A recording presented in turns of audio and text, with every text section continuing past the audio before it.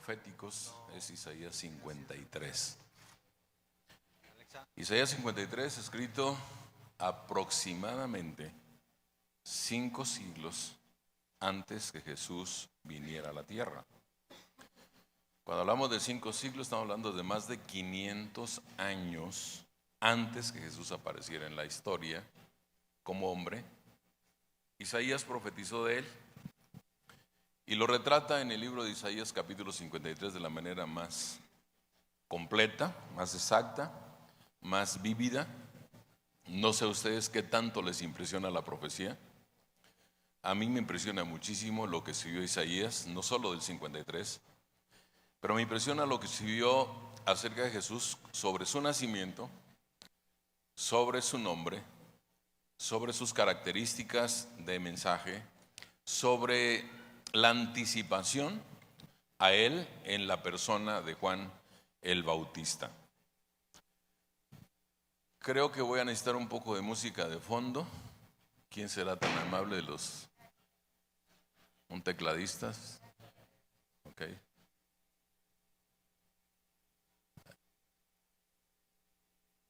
Ya venía Chucho corriendo, pero ya está Daniel aquí. Gracias. Porque quiero repasarles un poco este capítulo, a ver si refresca un poco su mente, a ver si les hace meditar un poco, a ver si les hace pensar, reflexionar sobre el propósito de Jesús de venir a la tierra. Quizá algunos deberían hasta cerrar los ojos mientras yo lo digo, para imaginar la historia, ni siquiera verme a mí, solo escucharme. Pero les doy libertad de estar con los ojos abiertos si gustan, porque tampoco quiero impresionarlos. No es mi intención impresionarlos. Por ser uno de mis capítulos favoritos de la Biblia, hace muchos años lo memoricé y voy a tratar de recordarlo sin leer la Biblia. Así que si acaso se me olvida algún detalle, apelaré a la Biblia, pero espero no necesariamente hacerlo. Dice el profeta: ¿quién ha creído a nuestro anuncio? ¿Y sobre quién se ha manifestado el brazo de Jehová? Subirá cual renuevo delante de él, y como raíz de tierra seca. No hay parecer en él, ni hermosura. Le veremos, mas sin atractivo, para que le deseemos. Despreciado y desechado entre los hombres, varón de dolores, experimentado en quebrantos, y como que escondimos de él el rostro, fue menospreciado y no lo estimamos.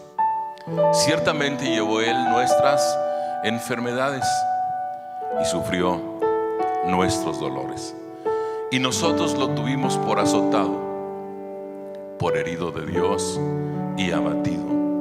Mas él herido fue por nuestras rebeliones, molido por nuestros pecados. El castigo de nuestra paz fue sobre él, y por su llaga fuimos nosotros curados. Todos nosotros nos descarriamos como ovejas, cada cual se apartó por su camino, mas Jehová cargó en él el pecado de todos nosotros. Angustiado él y afligido, no abrió su boca. Como cordero fue llevado al matadero, y como oveja delante de sus trasquiladores, enmudeció y no abrió su boca. Por cárcel y por juicio fue quitado, y su generación, ¿quién la contará? Porque fue cortado de la tierra de los vivientes, y por la rebelión de mi pueblo fue herido. Y se dispuso con los impíos su sepultura, mas con los ricos fue en su muerte. Aunque nunca hizo maldad, ni hubo engaño en su boca. Con todo eso, Jehová quiso quebrantarlo, sujetándole a padecimiento. Cuando haya puesto su vida en expiación, Por el pecado verá linaje y vivirá por largos días, y la voluntad de Jehová será en su mano prosperada. Verá el fruto de la aflicción de su alma y quedará satisfecho. Por su conocimiento justificará mi siervo justo a muchos y llevará las iniquidades de ellos. Por tanto, yo le daré parte con los grandes, y con los fuertes repartirá despojos, por cuanto derramó su vida hasta la muerte, y fue contado con los pecadores, habiendo él llevado el pecado de muchos y orado por los transgresores. Así lo pinta Isaías, así lo presenta Isaías. Hay algunas frases que, a menos que conozcas la Biblia, no podrías entenderlas, no podrías digerirlas, no podrías razonarlas, porque habría que conocer el Nuevo Testamento para que, como decimos nosotros vulgarmente, nos caiga el 20, para que entendamos el valor profético, el valor del Espíritu Santo guiando a un hombre que, como ustedes y como yo, como dijo alguien del profeta Elías, sujeto a los mismos padecimientos que nosotros. Pero Dios los escogió, Dios los eligió para revelarles su plan, para mostrarles su plan. Una de las frases que encontramos acá extrañas es donde dice el profeta que fue contado con los pecadores y con los ricos fue en su muerte. Y tú dices, ¿cómo? Quizá entiendo lo de contado con los pecadores, porque el haber sido colocado en una cruz en medio de otros dos ladrones, dice la Biblia, esos eran pecadores empedernidos. Esas dos personas eran pecadores empedernidos, y Jesús está en medio de ellos, y Jesús no tiene ningún motivo para estar ahí. Y él aceptó estar ahí. Fue contado con los pecadores, pero dice con los ricos fue en su muerte. Y dice, ¿dónde estaban los ricos entonces? Porque tú encuentras que la mayor parte de la gente que seguía a Jesús era gente sencilla, gente del pueblo, gente pobre, gente muy humilde. Pero cuando descubres en la historia que un hombre llamado José de Arimatea, tras la muerte de Jesús, solicita permiso para llevar el cuerpo de Jesús, embalsamarlo y ponerlo en una tumba. Esa persona no era solamente influyente en ese sentido social, y lo puedes notar que era ahí sumamente influyente, porque para obtener ese permiso no era cualquier cosa, era en serio arriesgar su vida, arriesgar su reputación, arriesgar todo para solicitar que le dieran el cuerpo de Jesús y llevarlo a una tumba. Y cuando descubres que hay una tumba preparada, no para Jesús, sino seguramente para José de Arimatea, y que ahí es donde es colocado Jesús a la hora de su muerte, preparado como un difunto normal en su tiempo, porque puedes encontrar en la historia como había una especie de vestimenta especial para colocarlo allá, lienzo dice la Biblia, y fue colocado precisamente por José de Arimatea. Todo eso lo dispuso José de Arimatea. Enterrar a un muerto como lo enterraron en esta ocasión, sepultarlo en una cueva, como fue sepultado, requería de un billetononón, como diríamos ahora. Requería de mucha lana. ¿Quién la tenía? Pedro no, Jacobo no, Juan no, ni siquiera Judas había cobrado bien por entregarlo. Pero después se dio cuenta que había hecho la peor acción de su vida y decidió botar las monedas de plata que había pedido por él, y terminó allá en un monte ahorcándose él solo. Entonces, con los ricos fue en su muerte. Pero la pregunta mía para ustedes esta tarde, jóvenes, es ¿cuánto conocen de la historia de la muerte de Jesús? ¿Cuánto han leído sobre ella? Los 4 evangelios narran la historia. Los 4. Esta parte, los 4 la narran. Posiblemente estarás aquí espero que estén aquí muchos de ustedes. Yo sé que algunos no van a estar porque tiempo de vacaciones, Semana Santa, y algunos acostumbran ir a sus casas, pero ojalá y que muchos pudieran estar aquí el viernes de la Semana Santa para recordar con nosotros las 7 palabras de la cruz o las 7 frases de la cruz, porque vamos a recordar ahí un poco de lo que el Señor dijo, las últimas palabras que brotaron de sus labios durante la crucifixión. Pero lo que posiblemente no conozcas es qué hubo alrededor de la crucifixión. ¿Qué eventos ocurrieron sorpresivos, incomprensibles, incluso que no hay en este momento, no hay ninguna manera de probar que eso haya ocurrido? En este momento no hay manera de probarlo. Pero si la Biblia dice que ocurrió, vale más que lo creas. No preguntes, no cuestiones algunas cosas que son incomprensibles acá. Pero vamos a leerlo un poco para que conozcas la historia. Capítulo número 27, Evangelio según San Mateo. Mateo 27, empezaré leyendo el verso 33 y me brincaré hasta el versículo número 50. Y del 50 en adelante hasta el 56. Primero 33 del 27. Si están ahí, muy bien, avísenme por favor cuando lleguen ahí a Mateo 27, verso 33. Y cuando llegaron a un lugar llamado, parece que algunos todavía andan buscando, andan por Apocalipsis o por Génesis. Bueno, cuando llegaron a un lugar llamado Gólgota, que significa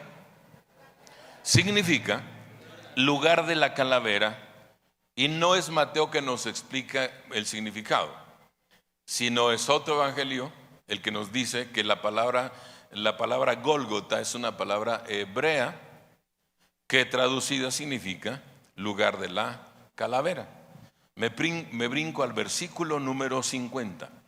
Mas Jesús, habiendo una vez clamado a gran voz, entregó el Espíritu. Y aquí el velo del templo se rasgó en dos, de arriba a abajo, y la tierra tembló y las rocas se partieron. Y se abrieron los sepulcros, y muchos de los cuerpos de santos que habían dormido se levantaron. Y saliendo de los sepulcros después de la resurrección de él, vinieron a la santa ciudad y aparecieron a muchos. Y el centurión y los que estaban con él, guardando a Jesús, visto el terremoto y las cosas que habían sido hechas, temieron en gran manera y dijeron: verdaderamente este era Hijo de Dios. Estaban ahí muchas mujeres mirando de lejos, las cuales habían seguido a Jesús desde Galilea sirviéndole, entre las cuales estaban María Magdalena, María la madre de Jacobo y de José, y la madre de los hijos de Zebedeo. Verso 45. Vamos a enfatizar en cuatro eventos simultáneos cuando Jesús estaba en la cruz. ¿Qué ocurrió en esas 3 largas horas entre 12 del día y 3 de la tarde? Hora sexta y hora novena en el calendario de Israel. Hora sexta y hora novena en el calendario nuestro serían 12 del día a 3 de la tarde. Verso 45. Desde la hora sexta, ¿qué ocurrió? Hubo tinieblas sobre toda la tierra hasta la hora novena. Ese es el misterio, primer misterio. Algunos han querido explicar un evento como este y dicen que fue un eclipse. ¿Habrás oído tú de un eclipse de 3 horas? En la historia, que esté registrado un eclipse de 3 horas. Que yo sepa, no hay ningún registro de un eclipse de 3 horas. Quizá los más largos eclipses fluctúan entre 3-5 minutos, los más largos. Y en México hemos vivido ya algunos de ellos. Uno particularmente, donde en la tardecita de ese día parecía que eran las 8 de la noche y que hasta los propios animales se confundieron. Y las gallinas se fueron a buscar su gallinero. Y las aves buscaron sus nidos donde descansar. Y muchos animales manifestaron en su inercia, en su forma o en su propia naturaleza, en su instinto, como le llaman algunos, buscaron el refugio de la noche. Y un rato más, el día estaba totalmente claro, con el sol como lo vemos ahora, y los animalitos estaban confundidos. Pero ese es el mar largo que nos ha tocado vivir a nuestra generación, que yo sepa. No ha habido otro más largo que esa tarde en nuestra generación. Acá son 3 horas. Y las tinieblas no fueron solo para Israel. El autor dice que las tinieblas vinieron en toda la tierra. Y toda la tierra es del otro lado del mundo también, donde estamos nosotros. Porque Israel está del otro lado de nosotros. Y allá hubo tinieblas por 3 horas. Pero como fue en toda la tierra, entonces solo calcúlale el horario. Acá debe haber sido de noche cuando allá era de tarde, por supuesto. Entonces las tinieblas llenaron todo el globo terráqueo. Aun donde era de noche no pasó nada. La oscuridad estaba, y el otro lado donde había luz se puso oscuro durante 3 horas. Y yo diría durante 3 largas horas. Porque si a ti o a mí nos produce una sensación de miedo, temor, angustia, solo que se nos vaya la luz en la casa en la noche, y te pone tenso, te pone nervioso. Y si no tienes a la mano una lámpara, o si no tienes a la mano una veladora, o si no tienes a la mano un cerillo, seguramente que te pones nervioso o nerviosa. Y si aquello se prolonga y son 20 minutos, 30 minutos, 40 minutos donde se va la luz, hay esa sensación de temor y de angustia, incluso no siempre provocado por lo mismo, las tinieblas. Algunos que estaban viendo su novela favorita, pues por supuesto ya estaban pensando que llegue la luz. Se fue en lo más interesante, en lo más emocionante, o que hubiera fútbol en ese rato, ¿no? Y que los que les gusta el fútbol estuvieran ahí metidos en que ya el gol estaba por entrar, y en eso se va la luz. Entonces te quedas así. Acá son 3 largas horas donde la luz se va, donde no hay luz ni natural ni superficial, no hay luz. 3 horas de oscuridad, porque Cristo, el creador de la luz, el creador del universo, está siendo crucificado. Los teólogos argumentan que esas reacciones de la naturaleza, así le llaman incluso algunos, reacciones de la naturaleza, fueron reacciones precisamente en razón de el creador de todo lo que existe estaba muriendo. Y entonces la reacción de las cosas naturales vino como consecuencia como resistiéndose a aceptar que aquel que hizo el cielo, la tierra, el mar y todo lo que en ellos hay, estuviera padeciendo tal muerte y estuviera sufriendo de tal manera, y que estuviera colgado, porque no expiró a las 12, por supuesto, expiró después de la oscuridad. Ustedes pueden notar el relato bíblico. En ese momento que él estaba siendo crucificado, ya había sido maltratado, había sido escupido, había sido coronado con espinas, había sido abofeteado, había sido burlado. Una cantidad de cosas habían ocurrido ya. La crucifixión duró menos tiempo, pero en ese lapso de tiempo es lo que encontramos como reacción de la naturaleza, y entre ellos las tinieblas que narra la Escritura. Para mí, no sé, para ti, para mí, esto evidencia que Jesús es Dios. Evidencia que Jesús es el Hijo de Dios.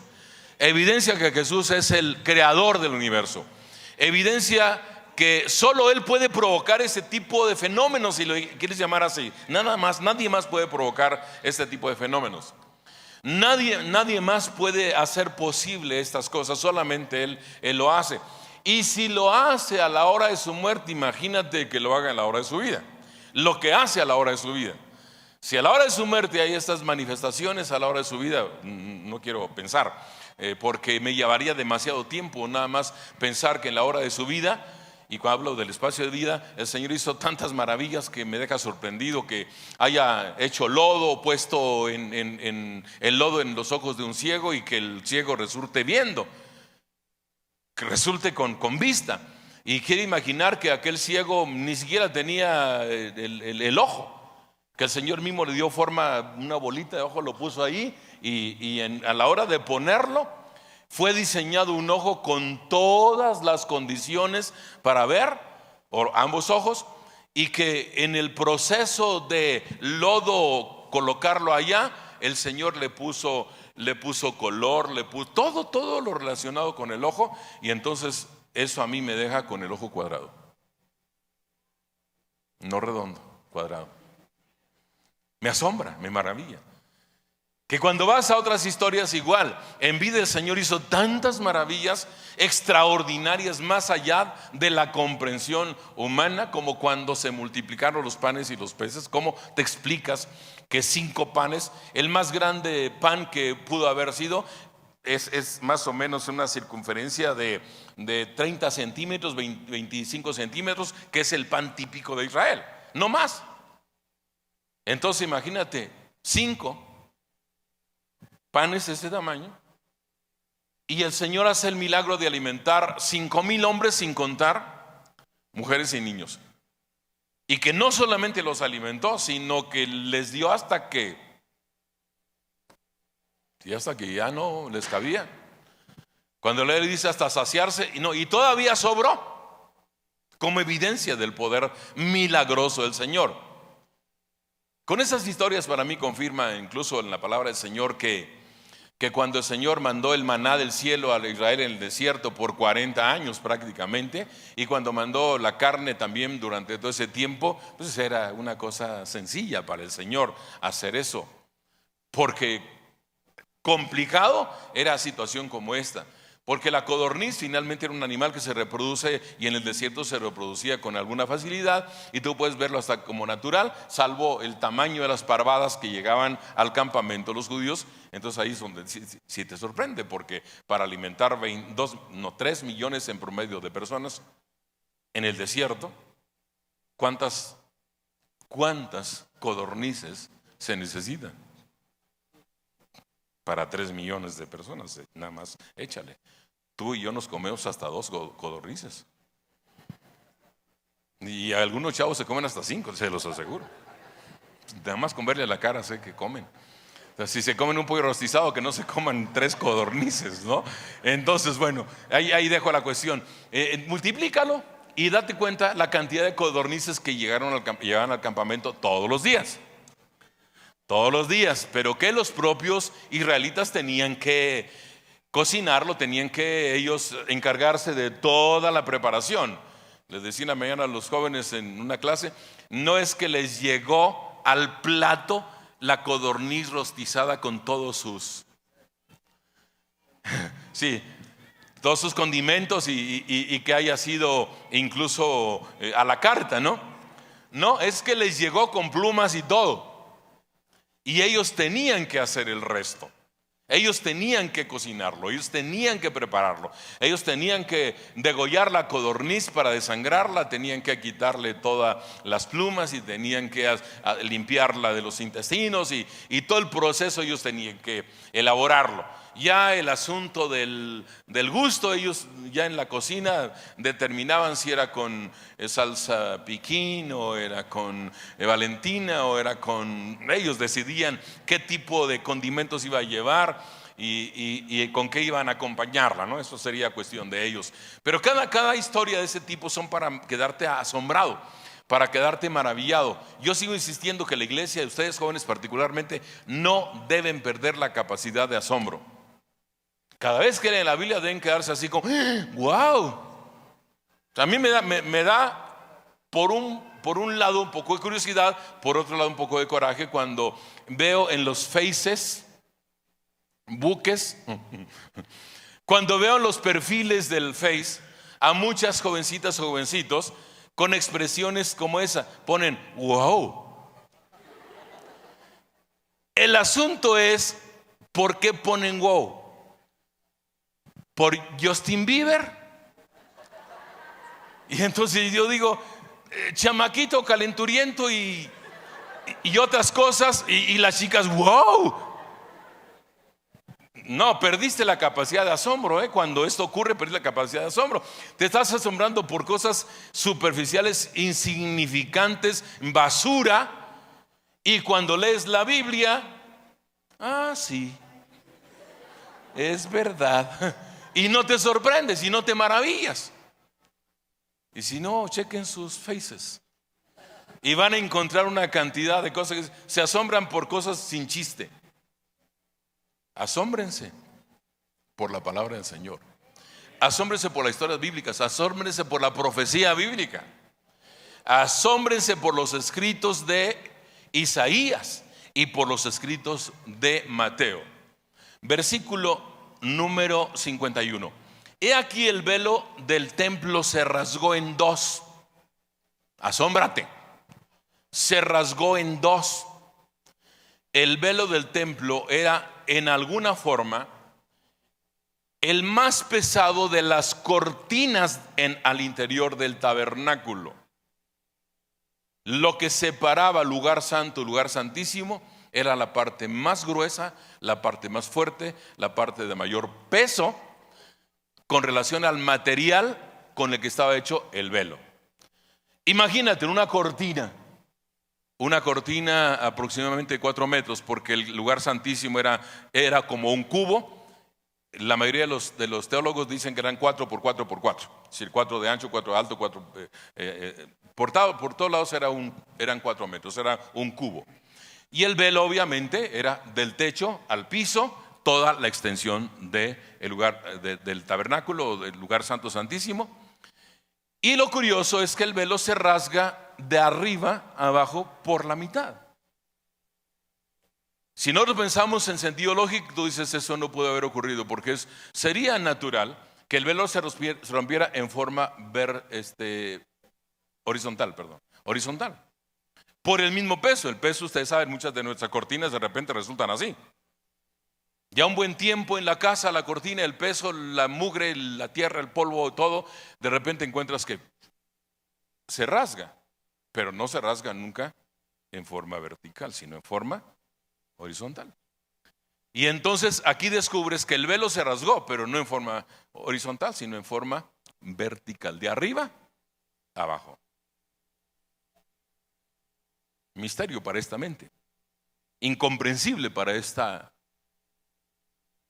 ¿Cómo lo presento? Este cerebro cochambroso y todo lo demás. Sí, porque tenemos tanto cochambre en este cerebro que capaz de que el primer pensamiento que viene aquí es: no puede ser, me está choreando.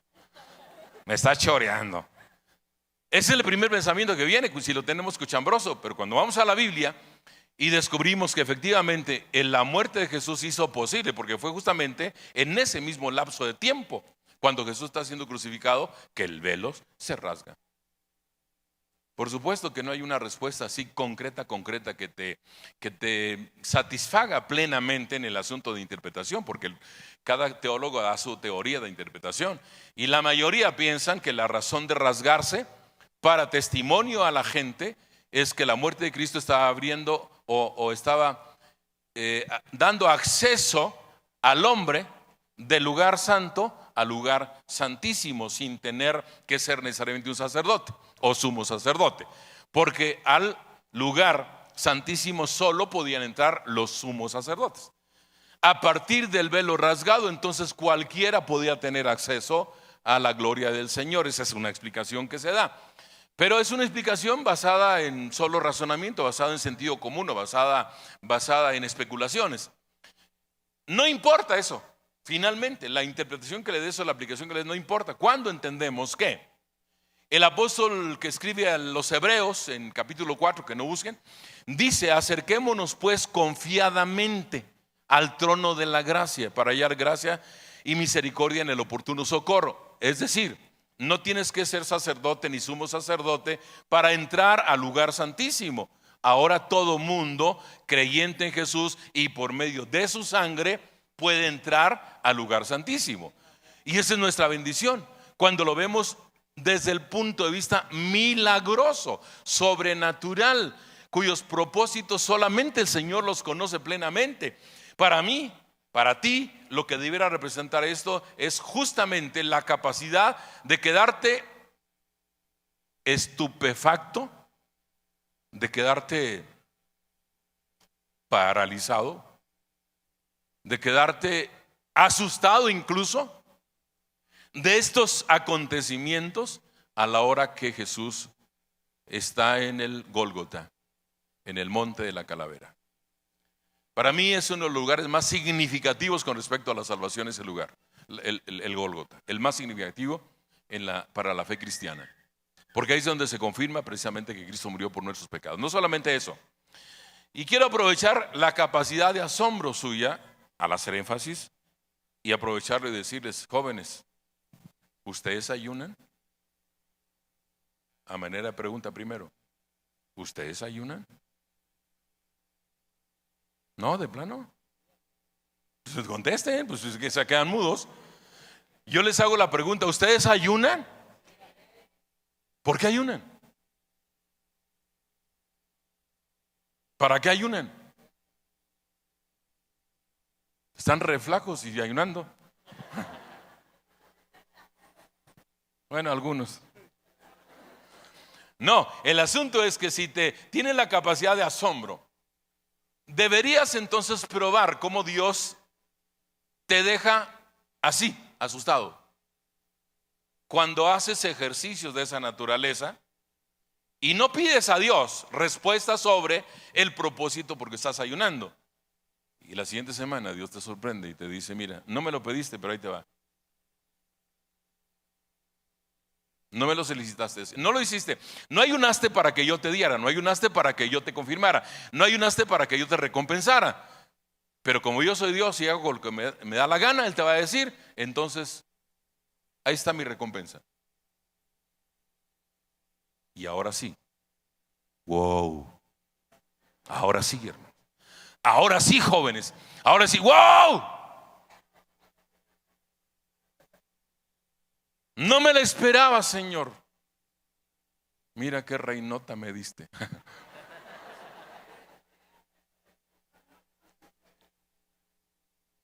Sí, porque ni creas que es por tu cara. Asómbrate, maravíllate, glorifica. Ni creas que es por tu cara. Es por la misericordia del Señor. Ni creas que es por tus habilidades, es porque Dios es bueno. Amén. Pero como no tenemos capacidad de asombro, entonces lo razonamos a nuestra manera y pensamos nosotros: es que traigo arrastrando la cobija ¿Y cuál? Ni cobija tienes. O ni cobija tiene la persona y anda arrastrando la cobija. Bueno, este es el más complicado de todos, de los eventos más complicados, el más complicado. Verso 52. Y se abrieron los sepulcros y muchos cuerpos de santos que habían dormido se levantaron. Que conste que es el apóstol Mateo o Leví que está escribiendo, y él está diciendo muchos de los santos, para que también cuidemos. O sea, no resucitó ni Esaú, no se levantó ni Esaú, ni Saúl, ni otros malvados, ni Amán, ni todos esos personajes en la historia del Antiguo Testamento que su vida fue un desastre. No, solo los santos se levantaron de los sepulcros. Pero parece que se levantaron el día de la muerte y aparecieron después de lo que leímos acá. ¿Cuándo aparecieron a la gente en la ciudad? Ahí están los misterios. Se levantaron de sus tumbas, de las cuevas, porque las tumbas eran cuevas. Se levantaron el día que el Señor fue crucificado. Pero ese día no aparecieron. Ese día no aparecieron. Solo se abrieron las tumbas, solo quedaron abiertas. Dice verso 53: y saliendo los sepulcros, ¿después de qué? Después de la resurrección de él. ¿Cuántos días después? 3 días después. 3 días después aparecen, dicen, vinieron a la santa ciudad y aparecieron a muchos. La santa ciudad es Jerusalén, eso no nos quede ninguna duda. Aparecieron en la santa ciudad, pero después de la resurrección. ¿Qué hicieron entonces? ¿Se quedaron ahí dormidos? No, porque se levantaron. ¿Dónde se metieron durante 3 días los santos? ¿Qué anduvieron haciendo? No, pues no me lo preguntes, por supuesto. Ahora sí pusieron cara de asombro. Finalmente logré que pusieran cara de wow. ¿Cómo? Pues mira, yo no sé. Lo que sé es que todos los eventos eran testimonio. Era solo atestiguar que Jesús es el Hijo de Dios. Era solo.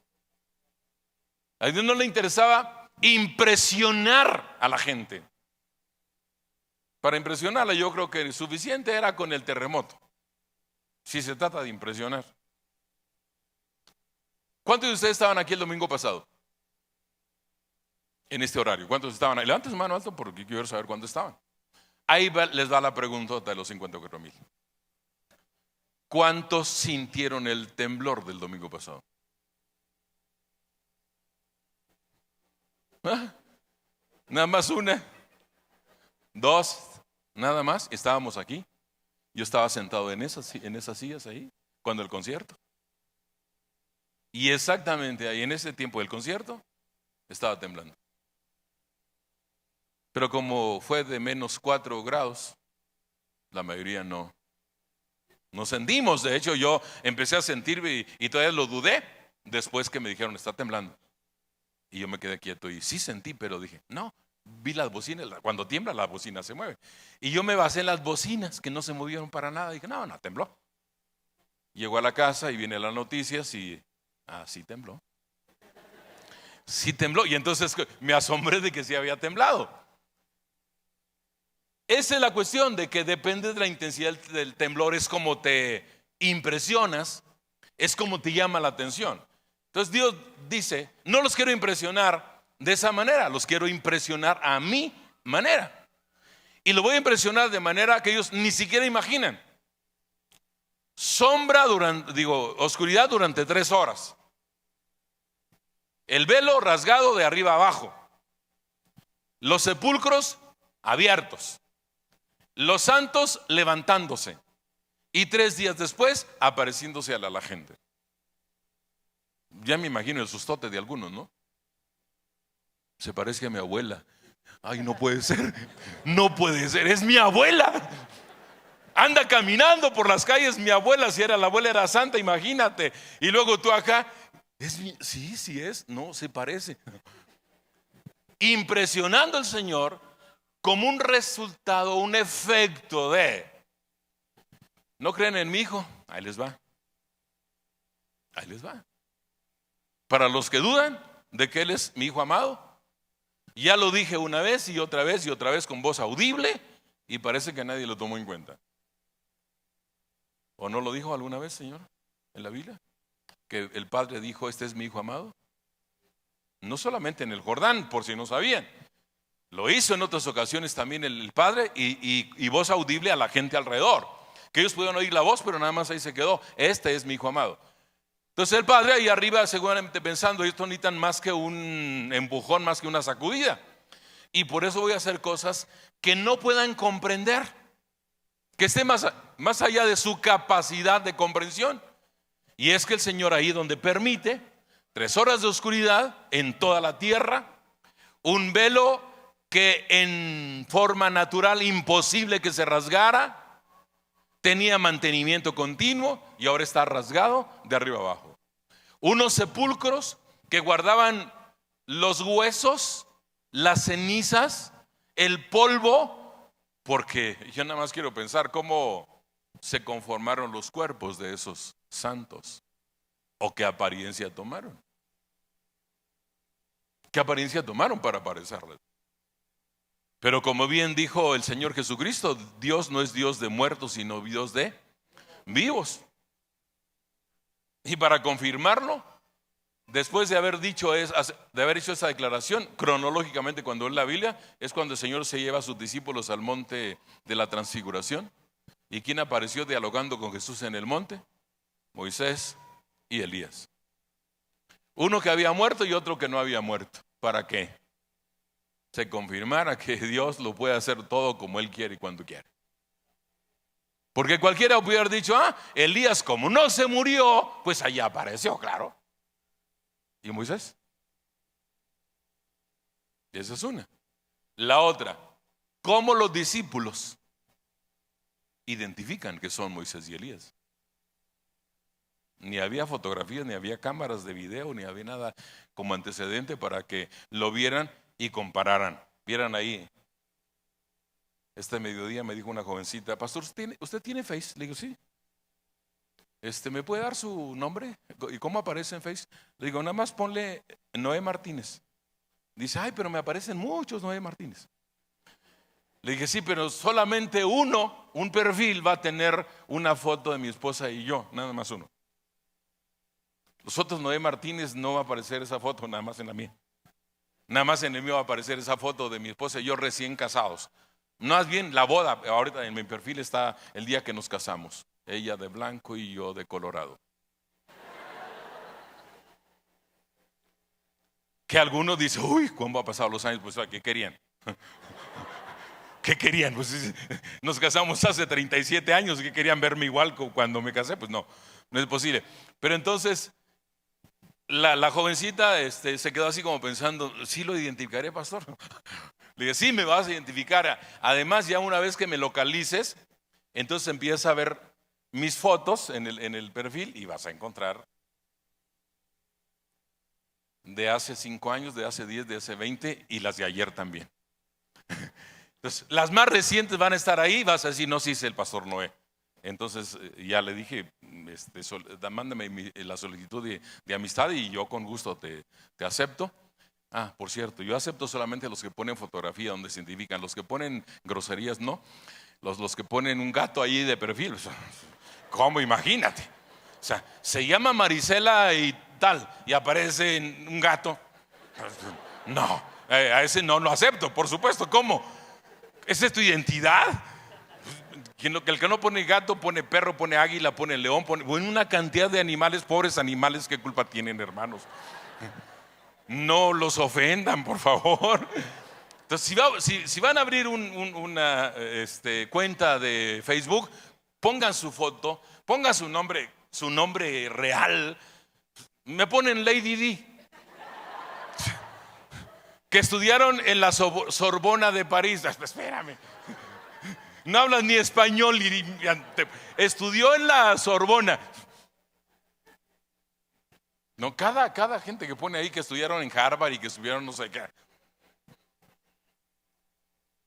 Sería un poco comprensible que pusieran, por ejemplo, estudió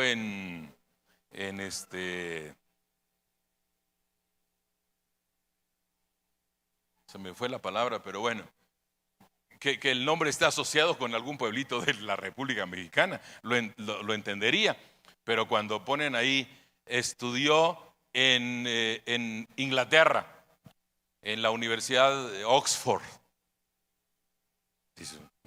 la carita que puso y luego que estudió en Oxford, no puede ser. El niño tiene 10 años y estudió en Oxford. Hazme el favor, por favor. ¿Cómo lo asocias? ¿Cómo lo relacionas? Entonces, jóvenes, no sean mentirosos, por favor. No sean mentirosos. Pongan la verdad. Finalmente les protege más la verdad que el mentirero que hay ahí. Estoy aprovechando la ocasión. Pues, cuidado, jóvenes, cuidado con esto.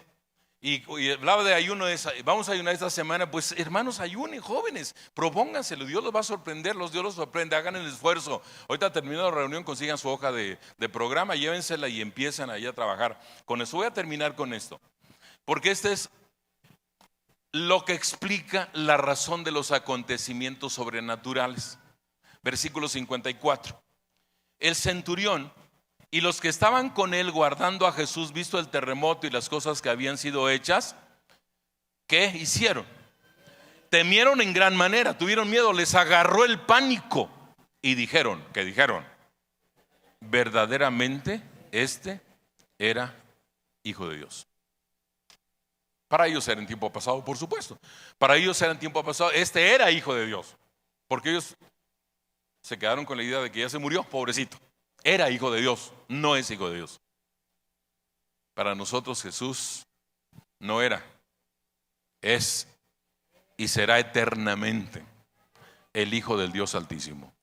El que vino a buscar y salvar lo que se había perdido. El que vino por ti y vino por mí. El que vino a salvarte a ti me vino a salvar a mí. El que vino a mostrarse a tu vida como se ha mostrado a mi vida. Esa es la razón de todos estos eventos, para que la gente creyera, para que tú creas. No para dar explicación, porque el Señor así es. Hay muchas cosas que no nos da explicación.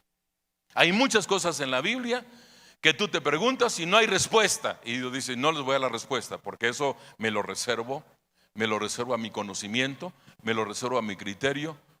Tanto que hasta el propio Jesucristo, cuando sus discípulos le preguntaron, Señor, ¿cuándo? ¿Cuándo va a ocurrir todo esto? Y el Señor Jesús les dice, el Padre lo puso en su sola potestad. Nadie tiene, y ni siquiera yo. Está hablando como hombre, por supuesto, por eso ni siquiera yo sé. Solo el Padre sabe. Entonces muchas cosas el Padre se las reserva. Y habrá muchas preguntas que tú te hagas cuando estás leyendo la Biblia y que Dios guarda silencio. No las cuestiones. Él tiene otros propósitos. Él lo que quiere demostrarte que Él es más grande que tú, más grande que yo, más grande que todo el mundo, y que no podemos alcanzar a comprenderlo tal como es hasta que lleguemos allá a su presencia eterna. El Gólgota es sinónimo para ti y para mí de la más grande revelación de Dios al hombre en su amor, porque fue en el Gólgota donde Jesús se vio en la necesidad de decir, Dios mío, ¿por qué me has desamparado? Y donde el Padre guarda silencio. Y hay una respuesta natural, una respuesta lógica. ¿Por qué el Padre no le dijo a Jesús por qué lo había desamparado? ¿Por qué no le contesta? No le contesta porque está de por medio tu salvación y mi salvación. El Padre soporta el dolor que sufre el Hijo en razón de tu liberación, en razón de tu salvación, en razón de tu paz, en razón de nuestra paz. Si no valoramos esto, jóvenes, si no valoramos estas historias y la vemos solo como un culto más, yo tendría que decirte, joven, despierta, despierta. No vienes aquí al centro de fe solo para pasar un buen rato. No solo vienes al centro de fe para divertirte un poco. No solo vienes al centro de fe a ver qué pescas. Vienes a encontrarte con Dios, a encontrarte con Jesús. Y cuando tú valores esto, entonces Dios, en su misericordia, va a responder a tus expectativas a su manera. Y te va a sorprender para que de veras digas, wow. Cierra tus ojos un momento. No podrían irse a su casa esta tarde si no están seguros de su salvación, porque la más grande expresión de amor está aquí. Si eres salvo ya por la misericordia del Señor, porque lo aceptaste, porque Él te amó, porque tú lo entendiste, porque viniste a sus pies, porque le pediste perdón, porque sentiste tu perdón, porque te dio una nueva vida, amén. Pero si esas evidencias no están ahí en tu vida, vale más que lo hagas lo más rápido posible. No te puedes ir a casa sin la seguridad de que eres salvo, de que eres convertido de veras, de que eres redimido en la sangre de Jesús. Así que voy a preguntar esta noche, ¿habrá aquí algún joven, señorita, o adulto, o niño incluso, que no se ha convertido a Jesús, no se considera una persona salva y hoy decide pedirle ayuda a Dios? Hoy decide que Dios le perdone, le transforme, le cambie y está dispuesto a entregar su vida a Él. ¿Quién dirá esta noche? Yo, pastor, yo necesito hacer esa decisión y necesito una oración. Si eres tú, levanta tu mano, por favor. Si te vas a entregar al Señor esta noche y dices, oren por mí, yo necesito esto, levanta tu mano y tenla levantada. Aquí hay un jovencito adelante. ¿Quién más dirá, pastor, yo no me he entregado a Jesús, lo voy a hacer ahora? Recuerden que cuando esto ocurre, yo doy por hecho de que todos los demás son cristianos. A ver, jovencito, ¿cómo te llamas? ¿Ya te entregaste al Señor o qué? ¿Qué significa que levantaste la mano entonces? ¿De veras? ¿No quieres que ore por ti? ¿No? A ver, ven a platicar conmigo aquí, tantito. Pásale. Ustedes sigan allá en su rollo, digo en su rollo, no en su oración. Sigan su oración.